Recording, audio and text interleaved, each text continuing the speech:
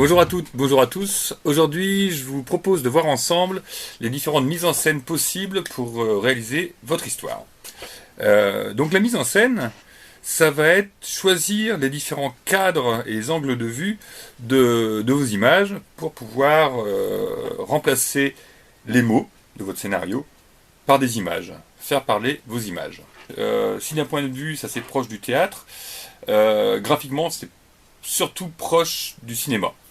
Au théâtre, vous allez voir une scène et c'est toujours le même cadre. Voilà, même angle de vue, vous êtes face à la scène, vous voyez toujours la même chose. Nous, on va essayer de faire vivre notre bande dessinée.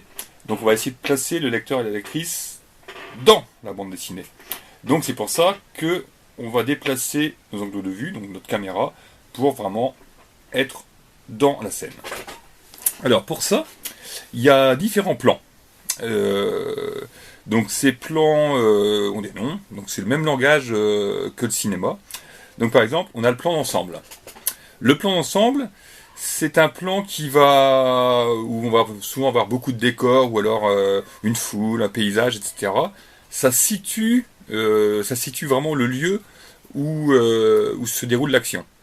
Donc ça, on peut les trouver fréquemment en début d'histoire ou pour présenter une nouvelle scène. Donc c'est vraiment le plan d'ensemble, c'est vraiment un plan qui présente le paysage principalement. Ensuite, on peut avoir un plan général. Le plan général, ça va cadrer les personnages qui vont être dessinés de la tête aux pieds. Ça va cadrer ces personnages donc dans le décor. Et donc avec un certain éloignement, ce qui va permettre de situer le personnage dans le décor. On va trouver aussi le plan rapproché. Le plan rapproché, qui s'appelle aussi le plan américain, c'est un plan en fait qui va couper les personnages à la taille. Ce plan va placer les personnages dans l'action. Ça va permettre vraiment d'être avec les personnages, de comprendre ce qu'ils font, de comprendre en fait plein de choses avec les personnages. On va voir après le gros plan. Donc le gros plan, ça va être vraiment de voir le personnage ou un détail de façon très rapprochée. Ça va permettre de souligner les expressions, par exemple, d'un personnage ou de mettre un coup de projecteur sur une action très précise. Ensuite, il y a aussi le très très gros plan, ce qui permet vraiment de souligner l'intensité là, du sentiment ou de l'action. C'est vraiment là, c'est très très très très très expressif. Donc ça, c'est ce qui concerne principalement les différents plans. Sur ce sujet, on pourrait aussi parler des avant-plans.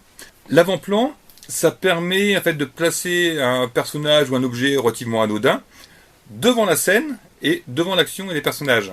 Ce qui va donner du relief à votre image et ce qui va vraiment donner l'impression d'être dans l'image. C'est vraiment, ça fait quelque chose d'assez immersif. Je peux vous parler aussi des différents angles de vue. Il y a l'angle de vue normal, on va dire, à niveau. Comme vous me voyez là, ça, hop, l'angle de vue normal, ça va être ça. Là, ça va être vraiment comme si vous étiez en face de moi. Après, il y a la plongée. Donc là, vous me voyez d'en haut, et donc ça va donner l'impression en fait d'une supériorité sur ce qu'on voit, comme si vous observiez en fait un personnage qui est un peu en difficulté, en faiblesse. Et il y a la contre-plongée, donc c'est l'inverse. Donc c'est vu d'en bas, ce qui va donner au personnage un peu de supériorité, comme si vous, en tant que lecteur ou lectrice, vous êtes un peu en faiblesse par rapport à ce que vous voyez. Voilà, ou en difficulté. Donc ça, c'est la contre-plongée. Je reviens à un angle de vue plus normal. Dans les angles de vue aussi, il y a le champ contre champ. Le champ contre champ, on imagine deux personnages face à face.